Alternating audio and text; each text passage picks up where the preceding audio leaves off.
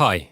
In today's video, we discuss the significance of fundamentals in swing trading and how you can quickly make a judgment of a company. As a swing trader, fundamentals are an often overlooked part of the trading toolkit. Traders find it either too boring or too exhausting due to the many variables to consider. However, adding basic fundamentals to your trading can not only help you narrow down the list of potential trades, but also increase your win rate and returns. The following chart provided by Stockopedia demonstrates its worth. The green line here represents the return from quality stocks showing momentum.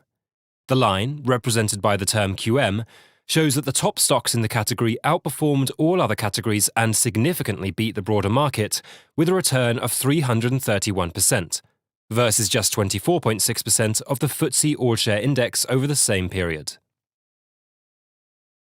This variance in performance makes a strong case for combining momentum with quality to enhance your trading results, especially when it isn't too grueling to get fundamental data if you have the right resources to hand. So, let's first understand where the fundamentals should factor in the overall trading process. In my strategy, I look for momentum in the stock price first. My scanner, which I share in our group, scans all the major indexes across the globe and helps us segregate stocks that have the right technical structure while still showing momentum. To be more specific, the scanner looks for stocks breaking out of consolidation. Once we establish that the stocks we're looking at on the chart qualify, we then move to look at the fundamentals to shorten the list further. Fortunately, the scanner provides a score against technical, momentum, and fundamental values, and lists them with the best scores higher up the list. This takes a huge amount of time and effort away from the process. There can be several fundamental metrics to analyze to make a case about a trade.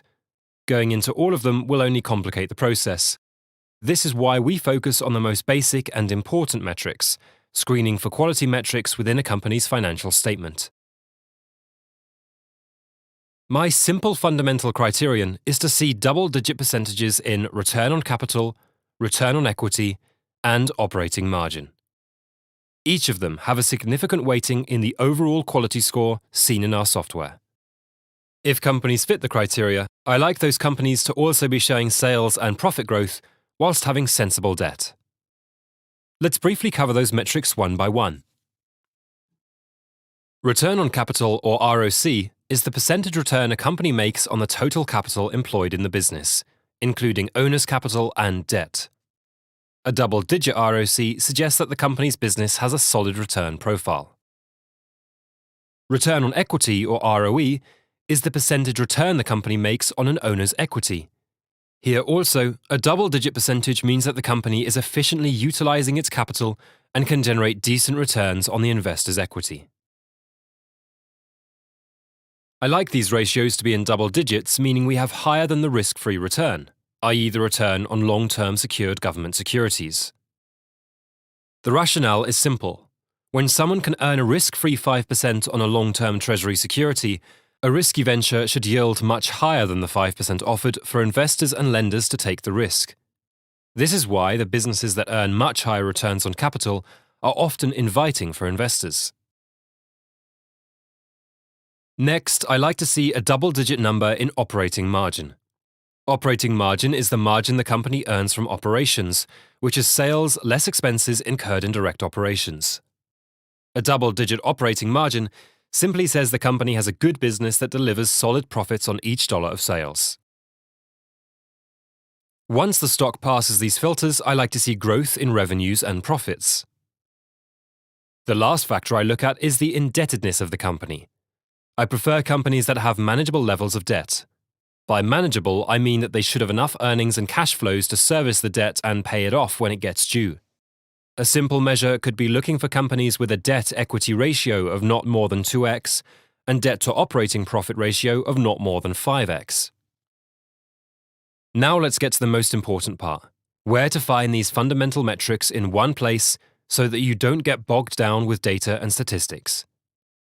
To make it easy for me to glance through these fundamentals, our software allows us to look at the financial data in finer detail. Here it shows the return on capital, return on equity, and operating margin. You can also get a host of other metrics if you prefer. The top part of the screen shows the income metrics, including revenue, operating profit, and net profit, with their respective trends over the last 7 years. It also provides the earnings estimates for the next year, alongside the historical numbers. There is little doubt that fundamentals and growth are a major factor behind stock prices. The change in fundamentals can be tangible, like earnings growth, or intangible, like a sudden change in sentiment. As a trader, if you're aware of these changes, you can be much more confident with your trades and improve your returns significantly.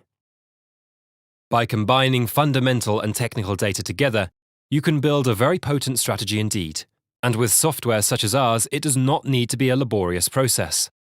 I often show my equity chart through our videos, not to gloat or any other agenda, but to simply show what is possible when you have the right resources and the right mentality. As always, thanks for watching.